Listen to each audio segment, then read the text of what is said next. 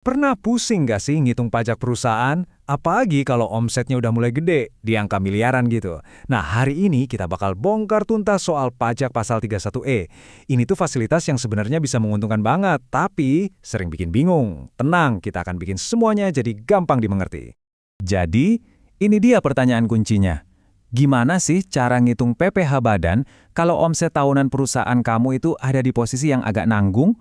Udah di atas 4,8 miliar, tapi belum tembus 50 miliar.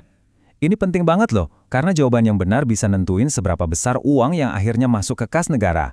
Yuk kita cari tahu bareng-bareng. Oke, ini dia rencana main kita hari ini. Kita mulai dari kenalan dulu sama pasal 31E, terus kita pakai contoh perusahaan beneran. Setelah itu kita bedah rumusnya. Hitung angkanya satu persatu, sampai akhirnya kita tahu persis berapa pajak yang harus dibayar. Kelihatannya rumit? Mungkin. Tapi tenang, kita akan buat jadi simpel. Oke, kita mulai dari dasarnya dulu. Sebelum kita main-main sama angka, kita harus paham dulu nih, apa sih sebenarnya pasal 31E ini? Dan yang lebih penting, ini berlaku nggak ya buat perusahaan Anda? Gini deh gampangnya, anggap aja pasal 31E ini semacam jalur khusus dari pemerintah. Tujuannya apa? Ya buat ngasih sedikit keringanan buat bisnis yang lagi tumbuh. Jalur ini cuma buat perusahaan yang omset tahunannya di antara 4,8 miliar sampai 50 miliar rupiah. Jadi ini pas banget buat yang lagi di tengah-tengah. Bukan buat raksasa, tapi juga bukan buat yang mikro. Teori doang kan nggak seru ya? Biar lebih nempel di kepala, kita langsung aja praktek pakai studi kasus. Kita bakal bedah laporan keuangan PT Nusantara Sakti buat lihat gimana aturan ini bekerja di dunia nyata. Yuk, kenalan dulu sama subjek studi kita, PT Nusantara Sakti. Anggap aja ini dealer motor yang lagi naik daun, dan hari ini kita mau bantu mereka ngitung pajaknya. Di tahun 2021, PT Nusantara Sakti ini berhasil dapat omset sebesar 13,5 miliar rupiah. Nah, angka ini penting banget, karena omsetnya ada di antara 4,8 miliar dan 50 miliar. Berarti mereka resmi berhak dapat fasilitas pasal 31E, centang. Tentu omset itu bukan keuntungan bersih ya. Setelah dikurangi harga beli motor yang mereka jual, atau harga pokok penjualan, laba kotor mereka jadi 3,25 miliar rupiah. Oke, kita selangkah lebih dekat ke angka sakralnya. Dan setelah dipotong lagi sama semua biaya operasional, gaji karyawan, listrik, iklan, dan lain-lain, ini dia angka emasnya. Penghasilan kena pajak atau PKP sebesar 1,47 miliar rupiah. Nah, catat baik-baik angka ini, karena inilah basis yang akan kita olah untuk hitung pajaknya. Oke, kita udah pegang angka PKP-nya. Sekarang disinilah serunya pasal 31E dimulai. Jadi kita nggak bisa langsung kaliin PKP-nya dengan tarif pajak. Aturannya minta kita buat pecah PKP ini jadi dua keranjang yang perlakuannya beda. Coba bayangin deh, PKP Anda itu kayak kue. Kuenya kita potong jadi dua bagian.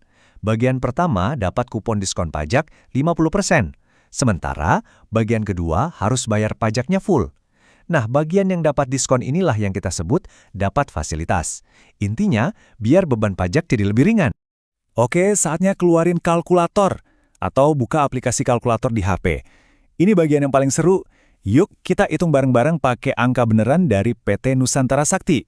Langkah pertama, kita harus tentukan dulu, dari total PKP yang 1,47 miliar tadi, berapa sih porsi yang berhak dapat diskon? Rumusnya proporsional. Kita bagi batas bawah omset, yaitu 4,8 miliar, dengan total omset perusahaan.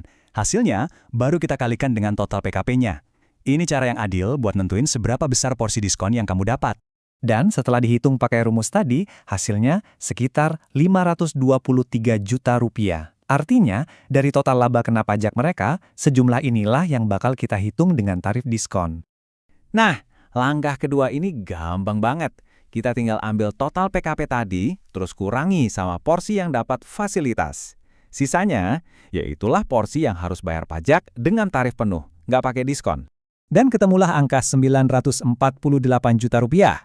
Inilah keranjang kedua kita. Porsi penghasilan yang kena tarif PPh badan normal tanpa potongan apa-apa. Sekarang kita hitung pajaknya.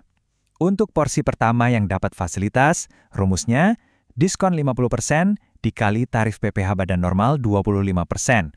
Baru dikaliin deh sama jumlah PKP fasilitasnya. Sekarang, bagian paling asiknya. Kita pakai kupon diskon 50%-nya. Kalau kita pakai angka PT Nusantara Sakti, pajak untuk porsi diskon ini totalnya sekitar 65 juta rupiah. Oke, simpan dulu angka ini ya. Lanjut, kita hitung pajak untuk porsi kedua. Nah, untuk porsi kedua ini nggak ada diskon-diskonan. Kita langsung aja kalikan porsi PKP non-fasilitas tadi dengan tarif PPh normal, yaitu 25%. Hasilnya, 237 juta rupiah. Jauh lebih besar dari porsi yang pertama tadi kan? Ya iyalah, karena yang ini dihitungnya tanpa diskon sama sekali. Oke, kita udah di babak final nih. Kita udah punya 2 angka pajak yang terpisah. Sekarang waktunya kita jumlahin semuanya buat lihat berapa total tagihan pajak PT Nusantara Sakti untuk tahun itu. Langkah terakhir, gampang banget. Kita tinggal gabungin aja pajak dari keranjang diskon tadi dengan pajak dari keranjang tarif normal. Dan total utang PPh Badan PT Nusantara Sakti selama setahun adalah sekitar 302 juta rupiah. Eits, tapi tunggu dulu.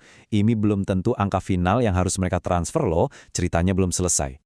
Perlu diingat ya, perusahaan yang baik itu kan biasanya nggak nunggu akhir tahun buat bayar pajak. Mereka nyicil setiap bulan.